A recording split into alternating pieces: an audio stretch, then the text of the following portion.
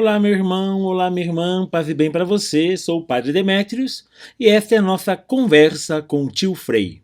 Muito bem, a pergunta que me fizeram é sobre a poligamia na Bíblia e como que a monogamia ela se instituiu como o padrão da cultura cristã e de toda a cultura ocidental.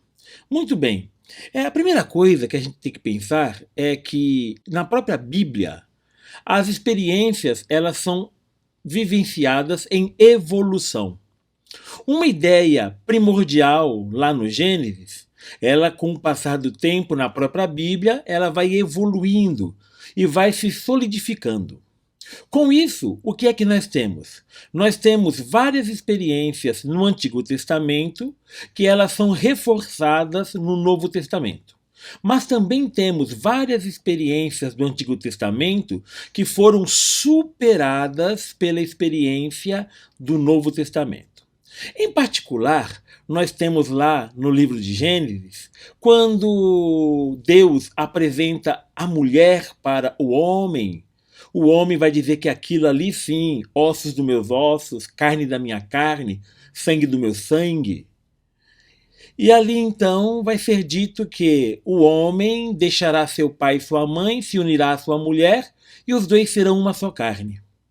Então, o princípio fundamental da união entre homem e mulher está na ideia de que os dois serão uma só carne. Então, a princípio, parece que tranquilamente a ideia inicial é de que homem e mulher vão viver de forma monogâmica, porque os dois constituirão em uma só carne. No entanto, gente, lá no mesmo Gênesis, já no capítulo 4, vou partilhar com vocês algumas anotações que eu fiz sobre o tema. Lá no capítulo 4 do livro do Gênesis, já encontramos Lameque. E Lameque, ele possui duas mulheres, Ada e Sela. Ada e Sela, duas mulheres. Outra personagem que teve mais de uma mulher foi Abraão. No entanto, Abraão ele teve Sara, a sua esposa, e ele acabou também se relacionando com Agar, a escrava, porque Sara até então era tida como infértil, então a escrava assume o lugar para dar posteridade a Sara, isto é, para ter filhos em nome de Sara. Então, no caso de Abraão, não podemos colocar de maneira tão clara que aquele caso é um caso de bigamia, de poligamia, tá? Ali, porque nesse caso, Abrão ele não se casou com Agar, mas a escrava assume o lugar da esposa para garantir posteridade, para garantir filhos. O próprio Moisés, ele também teve mais de uma mulher. O próprio Moisés também ele teve mais de uma mulher. Então, nesse sentido, nós encontramos no Antigo Testamento vários casos de poligamia, mas lembrando que esse direito poligâmico pertence apenas aos homens. Talvez o caso mais famoso de poligamia esteja em relação ao rei Salomão. No primeiro livro de Reis, capítulo 11, nós encontramos os dados sobre isso. Então diz assim o texto bíblico, ó: além da filha do faraó, o rei Salomão amou muitas mulheres estrangeiras, moabitas, amonitas, edomitas, sidônias, etéias, etc. Salomão teve 700 mulheres princesas e 300 concubinas. 700 mulheres princesas e 300 concubinas. As mulheres de Salomão provavelmente eram consequências de alianças políticas, graças às quais o rei de Israel pôde governar e se tornar famoso. O juízo de Deus, porém, não aprova esta atitude do rei. De fato, no versículo 11 do capítulo 11 do primeiro livro de Reis, está assim: já que procedeste assim e não guardaste minha aliança, diz o Senhor, e as prescrições que te dei, vou tirar-te o reino e dá-lo a um dos teus servos. Então, Salomão, com tantas e tantas mulheres, ele não foi visto com bons olhos pelo Deus da vida.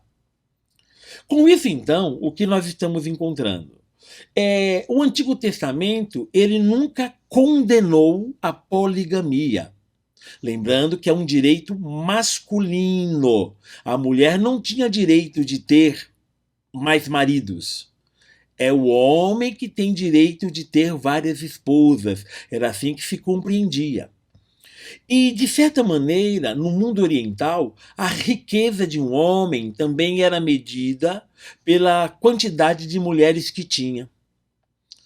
Então, isso causava, de fato, grandes problemas, né, no Antigo Testamento, e a sociedade como um todo foi evoluindo devido a muitas questões. Entre as questões econômicas. De fato, o sustento de uma casa na visão oriental deve ser provida pelo homem. Então, um homem com muitas mulheres e muitos filhos e filhas, ele tem que garantir a provisão dos filhos e mulheres. Se ele não garante a provisão, no direito judaico daquele tempo, a mulher, então, ela pode se separar. Se o homem não concede à mulher a provisão necessária para a vida. E quando uma mulher ela sai da família porque o homem não conseguiu prover, isso era motivo de grande vergonha, de extrema vergonha para o homem. A sociedade, conforme foi se desenvolvendo, principalmente no meio dos mais pobres, no meio dos mais simples, os casamentos eles já se davam claramente de forma monogâmica. Por questões econômicas, por questões de simpatia, mas também por questões amorosas, onde um homem e uma mulher se apaixonavam e viviam bem. Então, a monogamia ela foi, de uma certa maneira, se tornando o mais comum na vivência familiar oriental. Enquanto a poligamia acabou se tornando naqueles dias, acabou se tornando um privilégio de quem tem muitas posses. Acontece que esse conceito de casamento monogâmico ou poligâmico, ele vai encontrando no decorrer da história bíblica um processo evolutivo. E aí nós encontramos no Novo Testamento uma postura muito mais diretiva em relação à monogamia.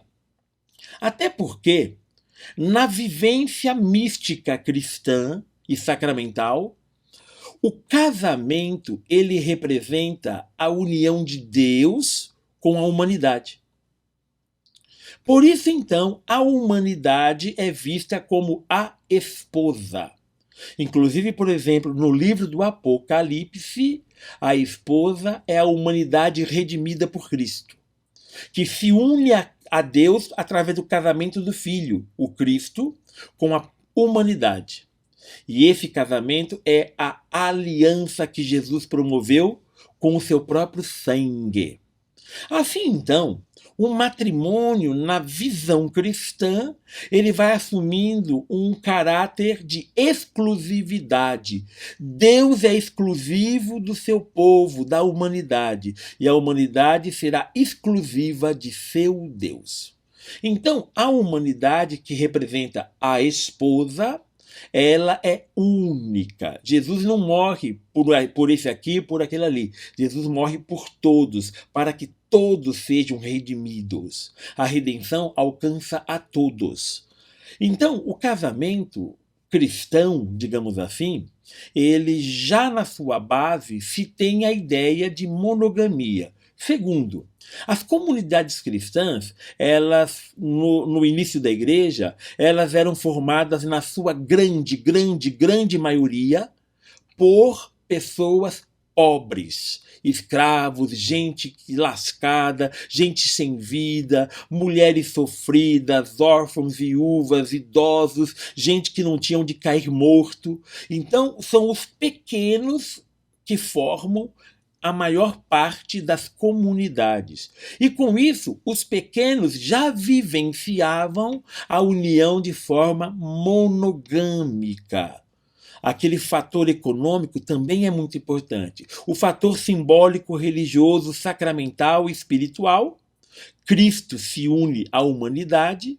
Então, a união homem e mulher representa essa união, por isso um homem e uma mulher, e por isso então que Cristo, por exemplo, lá no Evangelho de Marcos, capítulo 10, no Evangelho de Mateus, capítulo 19 e assim por diante, nós encontramos o quê? Nós encontramos então a ideia, o homem deixará seu pai e sua mãe, se unirá à sua mulher, e os dois serão uma só carne. Jesus retoma aquela experiência do Êxodo, aquela experiência inicial.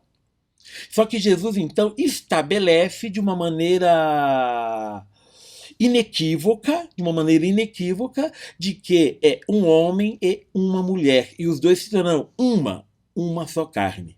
Então, desde o início da igreja, a monogamia se constituiu no padrão a ser vivenciado na família.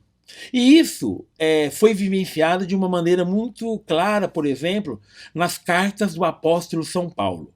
Por exemplo, no Novo Testamento, Paulo vai dizer em relação ao bispo, em relação ao presbítero e em relação aos diáconos, que eles sejam maridos de uma única mulher. Então, o padre, o bispo, o diácono seja marido de uma única mulher. E se ele for marido de uma única mulher e vivenciar com maestria o cuidado da família, ele pode ser então ordenado naquele tempo presbítero, padre, ou episcopo, bispo, ou servidor, diácono. Ali tudo. No mundo ocidental, já era normal a experiência monogâmica. Tanto na sociedade grega como na sociedade romana, já era normal a monogamia. No entanto, no Oriente, que era um pouco diferente, porque o próprio oriental vê como critério de riqueza o número de mulheres. Então, o sultão terá muitas e muitas mulheres, o rei terá muitas e muitas mulheres, e assim por diante. Olhando mais especificamente no tempo de Jesus, né, na época de Jesus, a poligamia era permitida. Era permitida. E isso era uma situação muito complicada para a mulher. Por quê? Porque a esposa devia tolerar a presença na mesma casa das concubinas das outras mulheres. E com isso, então, as mulheres elas tinham suas disputas. No entanto, existem muitos casos, e são casos relatados, de que várias mulheres na família, esposas de um único marido, elas formavam como que uma espécie de uma sociedade. E aí, minha gente, elas sabiam impor suas vontades ao marido. E o marido suava para vivenciar exatamente uma experiência familiar com muitas mulheres. Então, no início, no tempo de Jesus, a poligamia também era permitida. No entanto, eu repito, os mais pobres, eles vivenciavam monogamia porque as condições econômicas, elas não favoreciam a possibilidade de você ter várias mulheres, porque o sustento da casa, a provisão, eu repito, era responsabilidade do homem. Naquela sociedade, né,